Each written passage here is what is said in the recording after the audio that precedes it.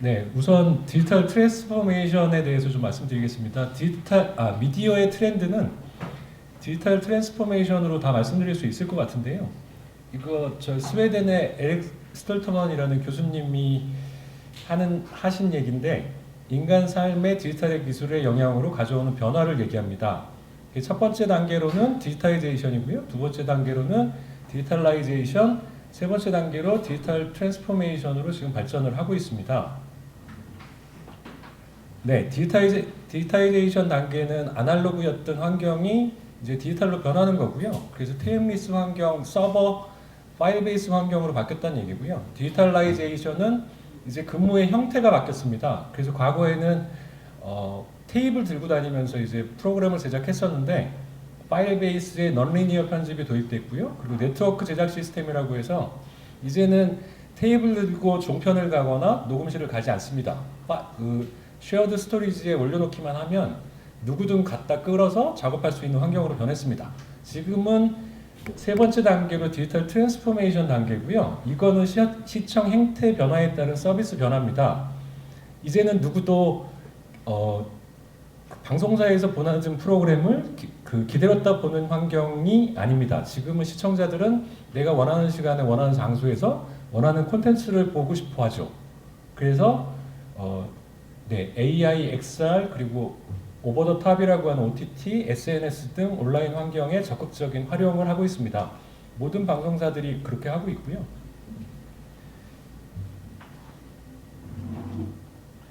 네, 다음은 TV에서 요거 저기 페이퍼에는 없는데 제가 늦게 좀 저기 작업을 해서 요건 그냥 앞에 봐주시면 될 것 같습니다. TV의 새로운 도전입니다. OTT가 너무 발전을 하고 있고 이제는 스마트폰으로 콘텐츠를 소비하는 환경이 되기 때문에 유료 방송 시장이 거의 죽었습니다. 근데 TV는 이제 계속 새로운 도전을 하고 있죠. 고객 맞춤형 어드레서블 TV 광고라는 건 뭐냐면 만약에 무슨 프로그램을 보고 1박 2일을 보고 있다. 그럼 1박 2일에 제가 홈쇼핑에서 봤던 광고가 1박 2일 중간 광고로 들어간다는 얘기입니다. 근데 아직 그 정도는 아니고요. 지금 유료 방송을 보면 58분은 이제 방송사에서 쓰고 2분은 플랫폼 사업자가 광고를 할 수 있습니다. 그래서 그 2분 동안에 제가 SK BTV를 집에서 보고 있는데 SK BTV에서 제가 홈쇼핑에서 본 데이터를 가지고 2분 동안 이제 저한테 맞춤형 광고를 하겠다는 얘기고요. 두 번째는 커넥티드 TV입니다. 그래서 요즘에는 다 스마트 TV라고 하는 인터넷을 이제 TV에 연결하는 경우입니다. 그래서 TV에서 콘텐츠만 시청하는 게 아니고 인터넷을 이제 TV를 이용해서 이용할 수 있다는 거고요. 세 번째로는 제가 그 자료에도 있던데 패스트입니다. 최근에 가장 핫한 이슈가 아닌가 싶고요. 패스트에 대해서 잠깐 추가적으로 설명드리겠습니다. 패스트는 이건 광고를 보면 공짜로 이제 콘텐츠를 시청할 수 있다는 얘기고요. 지금 어마어마하게 확대가 되고 있습니다. 여기 밑에 그림 보시면 삼성 TV 플러스가 미국에서 301개 채널 하고 있고요. LG 채널스가 243개 채널을 하고 있습니다. 근데 재밌는 건 저는 이게 삼성이랑 LG가 콘텐츠를 사는 줄 알았어요. 돈을 주고. 근데 그게 아니고 방송사에서 삼성이랑 LG한테 돈을 준답니다. 그리고 채널 하나씩은 아예 삼성이나 LG는 받지도 않고요. 그 이유가 뭐냐면 이게 전 세계의 서비스를 할 수 있기 때문에 광고를 붙일 수 있다는 겁니다. 그리고 콘텐츠를 글로벌로 내보낼 수 있고. 그래서 CJ는 당연히 거의 20개 채널 이상을 하고 있고요. JTBC 모든 방송사들이 지금 패스트에 거의 다 들어가고 있는 추세고요. 네. 근데 미국이 확실히 지금 패스트는 가장 빠르고요. 그리고 나서는 유럽입니다. 우리나라에서는 안 먹힙니다. 이유는 패스트는 이제 스마트 TV만 사고 인터넷만 연결하면 정말 몇백 개 채널을 볼 수 있는데 문제는 이게 TV가 셋탑박스를 역할을 하기 때문에 일단 화질이 엄청 떨어지고요. 거기다 콘텐츠가 그렇게 최근 콘텐츠도 없습니다. 패스트를 위한 콘텐츠 제작은 하지 않습니다. 이건 지금 거의 시험 단계로 보면 될 것 같고요. 그러다 보니까 미국에서 유료 방송을 보면 10만 원 이상이 들기 때문에 공짜로 콘텐츠를 소비한다는 측면으로 그렇게 많이 본다는 얘기입니다. 페이지 넘기기. 네, 그래서 우리나라 과기정통부에서도 올해 초에 그 주요 정책을 발표하면서 K-패스트 얼라이언스라는 거를 하겠다 뭐 이런 걸 발표를 했는데 제가 생각할 때 이 패스트가 OTT냐 이건 좀 논란의 여지가 있습니다. 왜냐하면 이 서비스는 확실히 TV 서비스입니다. 예, 삼성 TV나 LG TV의 인터넷선을 연결해야 보는 거고요. 그래서 TV의 서비스를 하는 거라 이걸 OTT의 범주에 넣는다는 건 조금 어폐가 있어 보이고요. 미국 시청자 3명 중에 1명은 패스트 채널을 시청한다고 되어 있고 네, 어마어마하게 확 지금 저기 커지고 있는 시장이라고 합니다. 네, 다음 장이 좀 다큐멘터리랑 관련이 있을 것 같은데 미국 서브 장르 중에서 다큐멘터리가 4위고요. 영국에서는 다큐멘터리가 1위입니다. 서브 장르로, 채널 수로. 그러면 다큐멘터리 채널이 패스트에서 이렇게 많은 이유가 좀 있겠죠. 제가 생각할 때는 이 패스트 채널들은 사실 이렇게 골라보는 게 아니고 이 채널들은 무조건 그냥 뿌려준 채널들입니다. 그렇기 때문에 이렇게 좀 많은 고민들 안 하고 그리고 과거 거여도 좀 먹힐 수 있는 게 다큐멘터리가 아닌가 싶은 생각이 좀 있고요. 네, 그래서 패스트에서는 다큐멘터리가 꽤 인정을 받는다는 거고요. 네, 제가 빨리빨리 시간이 없는 관계로 빨리빨리 하겠습니다. 다음은 AI입니다. 방송사들이 AI를 정말 많이 하고 있고 저도 CJ 있을 때 AI를 많이 했었는데 근데 AI를 사실 콘텐츠 제작에 활용한다기보다는 아카이브 측면이 훨씬 강합니다. 왜냐하면 아카이브를 사람이 하기에는 이제 너무 막대한 노동력이 필요합니다. 그래서 AI를 써서 좀 편하게 해보자는 측면들이 강하고요. 그래서 AI를 방송사 측면이 아닌 다른 거 좀 말씀드리겠습니다. 이건 뭐냐면 네이버가 네이버 백과사전이라고 이제 텍스트는 네이버가 강한데 동영상이 좀 약하죠. 그래서 동영상을 좀 강화하려고 네이버 백과사전을 제 후배 회사에서 이제 하청을 받아서 백과사전을 이제 동영상을 만드는 서비스를 합니다. 그게 지금 계속 만들어 나가고 있는데 요거는 쇼폼을 제작을 하는데 AI를 써서 제작을 하는 겁니다. 정말 거짓말 안 하고 30분에 하나씩 만들어낸답니다. 40초짜리 영상을. 제가 깜짝 놀랐거든요. 저도 기획을 하고 연출을 하는데 문제는 저는 2시간 안에 하라고 해도 잘 못할 것 같은데 이렇게 할 수 있는 이유는 여기 중간에 별표친 부분이 있는데 미드전이랑 스테이블 디퓨전이라는 프로그램입니다.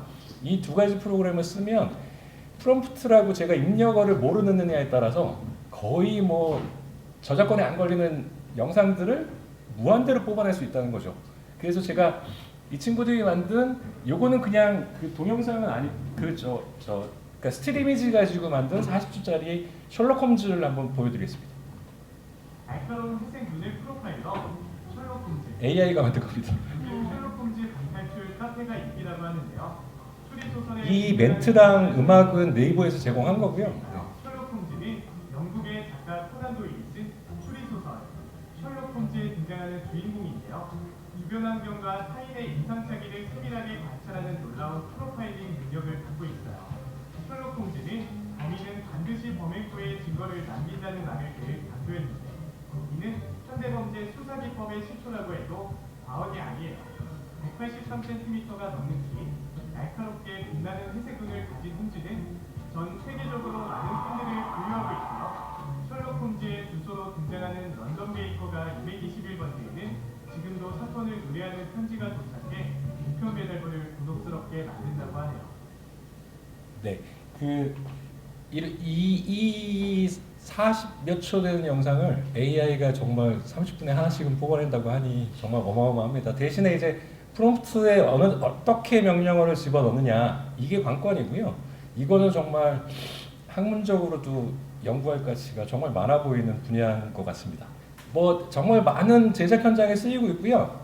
요거는 과몰입 인생사라고 SBS에서 제작해서 방송한 프로그램에 이제 XR을 좀 많이 썼었는데 지금은 사실 일단은 프로그램이 중단된 것 같고요. 뭐 이런 형태입니다. 이런 형태인데 문제는 이제 카메라 워킹을 하게 되면 저 뒤에 있는 그래픽도 똑같이 이제 실제 있는 것처럼 이제 무빙을 한다는 게 이제 특징입니다. 근데 사실 우리나라는 AR, VR을 그렇게 잘 사용하지 못하는 것 같고요.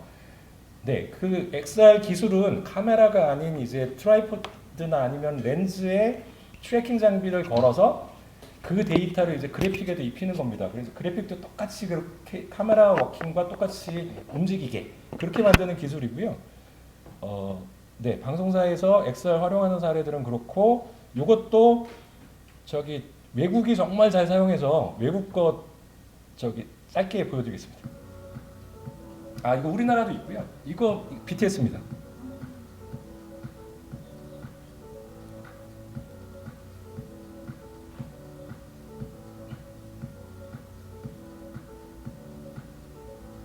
확실히 그 VR, AR 기술은 스포츠에서 정말 많이 쓰고요. 무조건 생방송이어야 메리트가 있습니다. 이런 거 대단하죠. 태풍 일기예보하면서.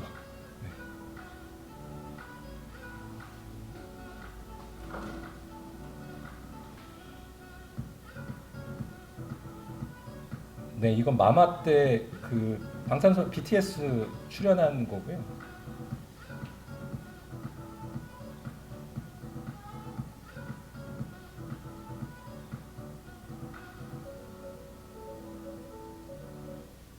네, 이 AR이나 VR이나 XR은 생방송이 아니면 메리트 없는 게 이게 후반 작업을 하게 되면 사실 그래픽으로 다 처리할 수 있거든요. 그래서 이제 생방송에서 그래픽과 연동을 시켜서 뭔가를 보여줄 수 있다는 게 이제 대단하다는 거고요. 이거는 VR 적용 예인데 올해 2월에 한 이제 믹스축구 결승전입니다. 그래서 저기 샌프란시스코 49어즈랑 이제 캔자스시티 치프스랑 그 슈퍼볼 결승전 한 건데 여기 바닥에 보시면 이제 그 세 번째 공격에 8야드 나왔다. 그리고 지금 공격하기까지 1초 남았다.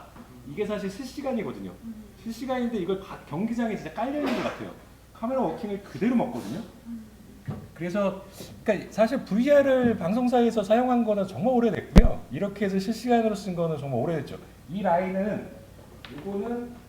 이것도 이제 경기장에 있는 라인이 아니고 그 필드골을 찰 수 있는 가장 안전한 거리라는 그 표시로 저것도 실시간으로 들어갑니다. 네. 그리고 마지막 그림은 그 유명한 테일러 스위프트가 그 남자친구인 트래비스 켈시를 만나기 위해서 이게 일요일 날 저녁 7시에 이 슈퍼볼 결승전을 했는데 이 테일러 스위프트가 그날 저녁 9시까지 일본에서 공연이 있었거든요. 시차 때문에 그 전용기를 타고 몇몇 시간을 날라와서 결국 경기장에 도착을 했죠. 정말 화제성이 어마어마했던. 네, 마지막으로 다큐멘터리 재현입니다. 그래서 첫 번째는 예능 다큐고요. 그 밑에 보이시는 그림이 보셨는지 모르겠는데 인생에 한 번쯤 킬리만자로입니다. 이거 CJ에서 제작한 거였고요. 정말 유명한 연예인들을 데리고 이제 킬리만자로를 등반하는 겁니다. 그래서 최근에 정말 관찰 카메라 쓴 리얼리티 예능, 관찰 예능, 뭐 인간 다큐 이런 스타일의 이제 예능 프로그램들이 정말 많은데 이건 정말 극한의 킬리만자로에 이제 연예인을 데려가서 되게 고생하는 모습을 이제 담으려고 되게 많이 노력을 했는데 그러면서 그 카메라 감독이 이제 제 친구인데 이제 카메라 감독도 이제 뒤로 올라가는 거 죽어도 못 하겠더래요. 그래서 그 백팩을 개조를 해서 뒤에다 카메라를 달고 여기까지는 뭐 그냥 할 수 있는데 이거 이제 모니터링을 해야 되잖아요. 그러니까 이제 이렇게 개조해서 이렇게 앞에서 카메라 감독이 모니터를 하면서 올라가게 이렇게 만들었다더라고요. 그래서 보여드리는 이유는 예능이 점점 다큐화되고 있는 게 아닌가 싶은 생각들이 좀 있어서 이것도 그렇고 뭐 그 유명한 나영석 PD의 콩콩팥팥도 보시면 카메라를 최소화하고 이렇게 제작진의 관여를 최소화해서 되게 이렇게 사실감 있게 좀 다루려고 노력을 했다고 하고요. 그 유명한 태어난 김에 세계일주도 화제를 끌었던 이유가 정말 이렇게 인위적으로 만든 것 같지 않은 그런 예능물을 만들었다고 해서 좀 화제가 됐었습니다. 그래서 요거는 KBS에서 방영한 진짜 저 진짜 재밌게 봤고요. 지구의 블랙박스라는 프로그램이고 그 유명한 잔나비의 보컬이 이제 진짜 남극에 날아가서 기타 치는 모습입니다.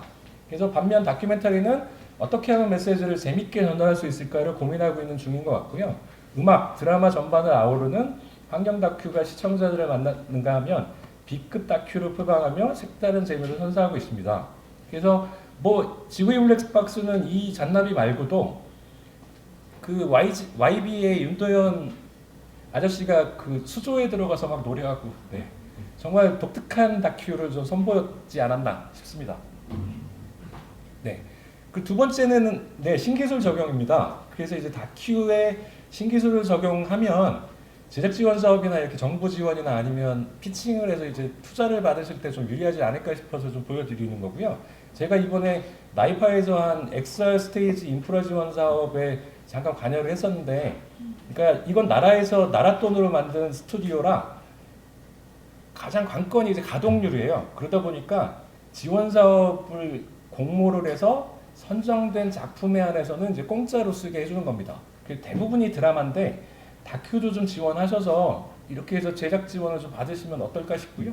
그렇게 하면 아무래도 정부의 다큐멘터리 제작 사업에 이제 차별점으로 좀 가점이 되지 않을까 싶어서 네, 말씀드리는 부분이고요.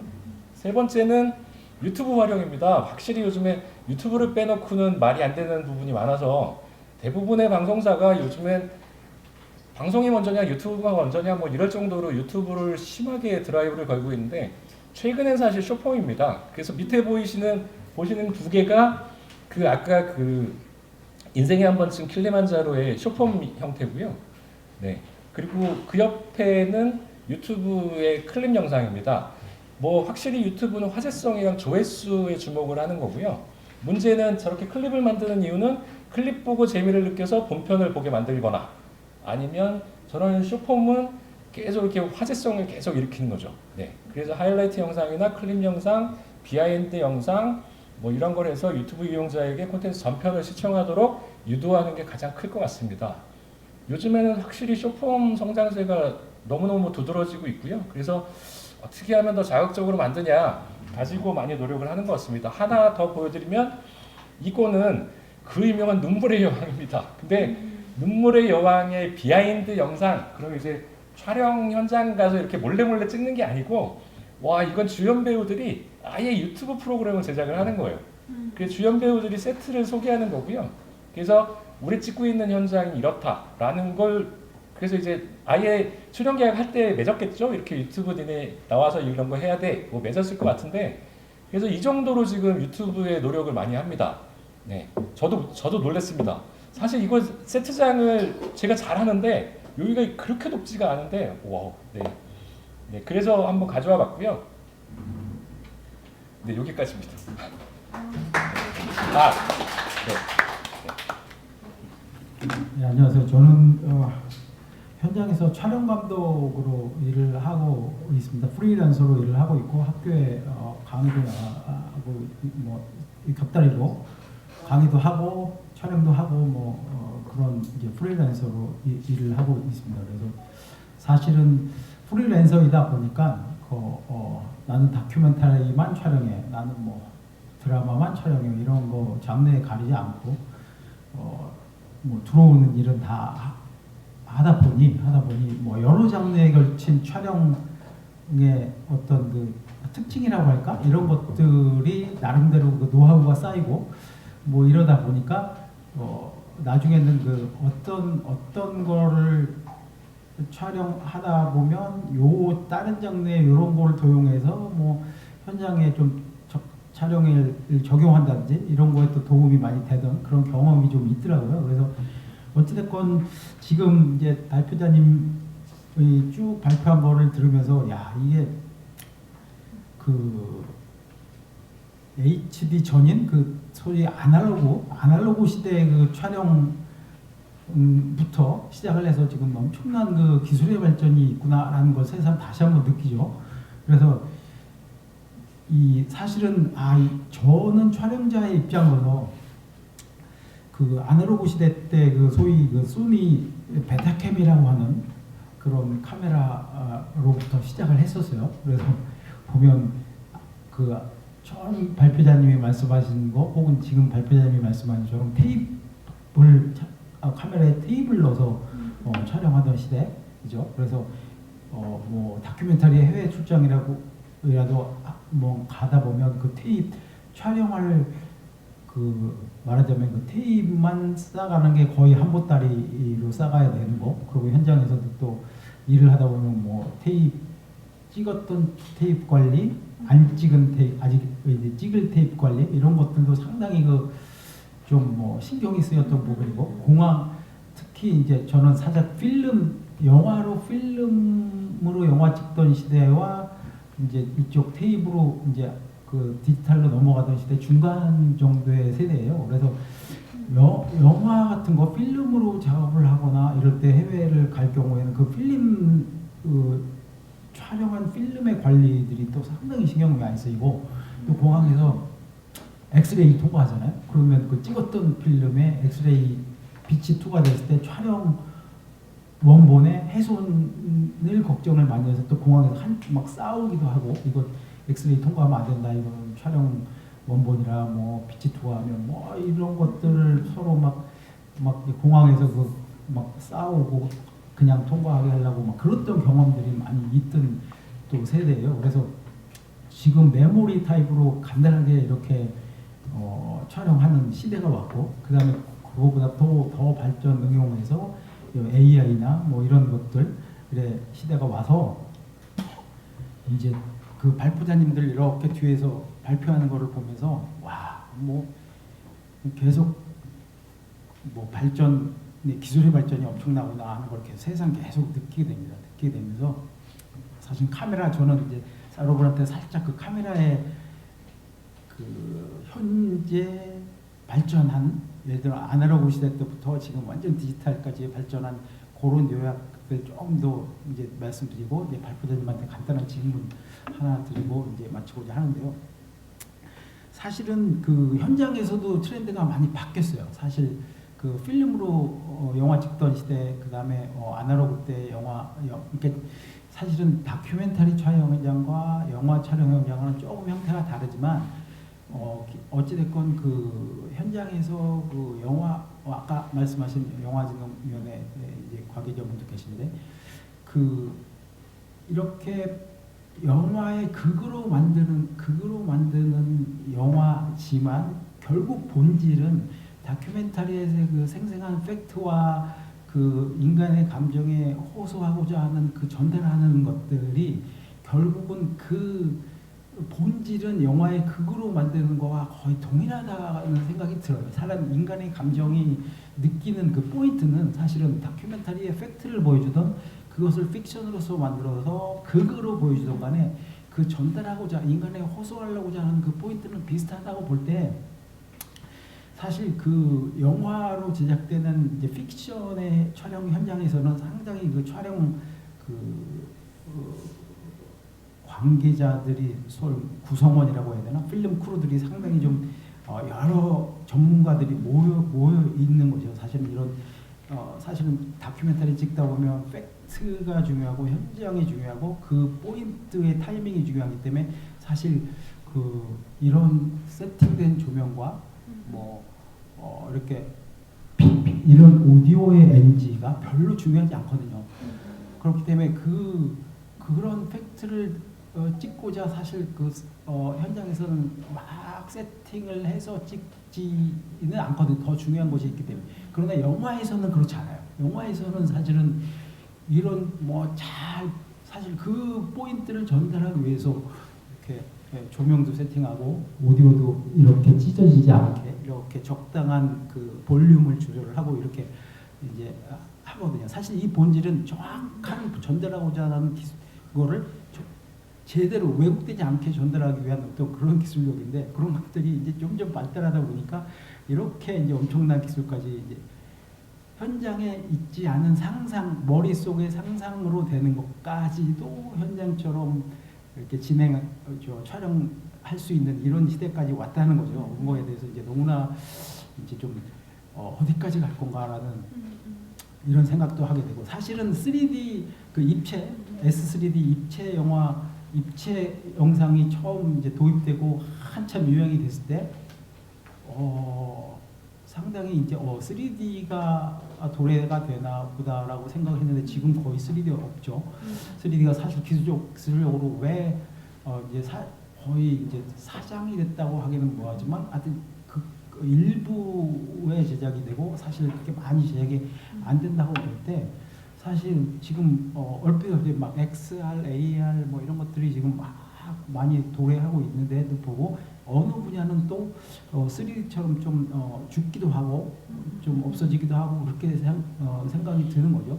그때 사실은 제가 스테디캠이라는 그 이제 전문 촬영 분야의 스페셜리스트이기도 한데 3D에서 3D는 이제 쉽게 말하면 촬영이 카메라가 보통 하는 카메라의 두 대로 보면 되거든요. 오른쪽 눈, 왼쪽 눈을 카메라하고 똑같이 구조를 해서 입체로 보이게 하는 거이기 때문에 당연히 규모가 커지겠죠. 스케일이 커지겠죠.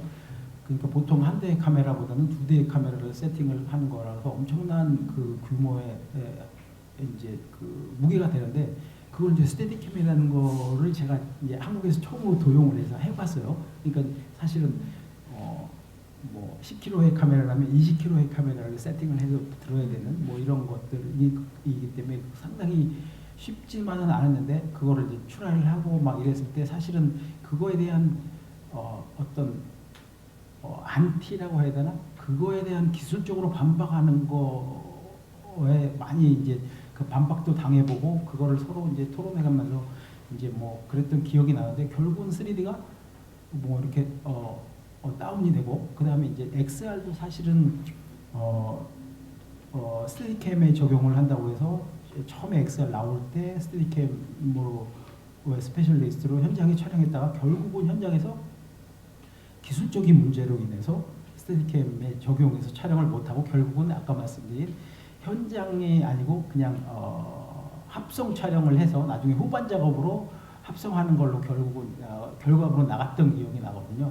그러다 보니까 사실은 그런 기술적인 것들도 잘 어떤 적용하고 특별한 스페시픽한 어떤 그런 기술도 잘 적용을 하는 것들도 상당히 좀 많이 필요하다라는 것을 현장에서 많이 느끼게 되죠. 그래서 사실 지금 울트라 HD, UHD 시대라고 하는데 그 울트라 HD라고 하면 사실 이제 4K라고 하는 이제 화질을 기반으로 하죠. 근데 이제 사실 블랙매직이라는 이제 브랜드가 있어요.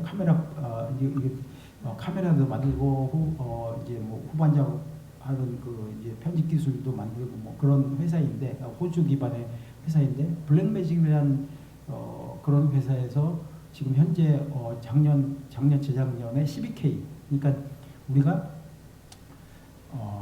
풀 HD가 2K라고 한다고 하면 울트라 HD는 4K죠. 근데 거기에 12K로 하면 거기에 더블이 되겠죠. 8K에 또 12K가 되니까 엄청난 그 화질의 카메라가 나왔는데 그렇게 많이 활용이 안 되던 판에 2024년도에 이제 17K가 나왔다고 합니다. 그래서 이제 엄청난 17K라고 하면 사실 상상이 불가능할 정도의 화질인데요. 그게 또 어떻게 활용될지 예를 들면 XR 혹은 뭐 AR 뭐 이런 쪽에 또 어떻게 활용이 돼서 또 제작에 기반이 될지 상당히 궁금하고 또 발표자님이 아까 살짝 말씀드린 거에 사실 궁금한 건 다큐멘터리 쪽에서 예를 들면 정부 지원을 받아서 제작을 할 때 그 어떤 그 새로운 기술을 적용을 해서 그 기획을 하면 제작을 지원받을 수 있는 용이하게 지원받을 수 있을까라는 생각을 잠깐 했어요. 그래서 그런 아이디어 있으면 한번 좀 말씀해 주시면 감사할 것 같고요. 네, 저도 고민을 좀 많이 했는데 요즘에 사실 엑셀 스튜디오에서 가장 많이 쓰는 게 광고입니다. 실제로 킬리만자로를 가지 않았는데 킬리만자로를 촬영만 해와서 유명 배우를 이제 스튜디오에 세워놓고 킬리만자로 배경으로 찍는 거죠. 대표적인 게 디올의 세계진가 무슨 향수 있어요. 그거를 되게 유명한 배우가 출연했는데 그 배우가 이제 사실 엑셀 스튜디오에서 찍었다고 하더라고요. 그러니까 이게 그렇듯이 유명 배우를 다큐멘터리 만약에 이제 자연 다큐로 킬리만자로를 가서 찍는다라고 할 때 배우를 데려와서 찍기에는 이제 비용이나 뭐 이런 부분이 상당히 크고 그러니 정부 지원 사업이 XR을 활용해서 촬영해야 온 데에서 배우가 이제 실제 있는 것처럼 해서 이제 제작을 하겠다라고 해서 이제 떨어지면 안 하는 거고요. 저희가 대면의 정부 지원을 받아서 이제 그렇게 했으면 어떠냐 뭐 그런 생각입니다.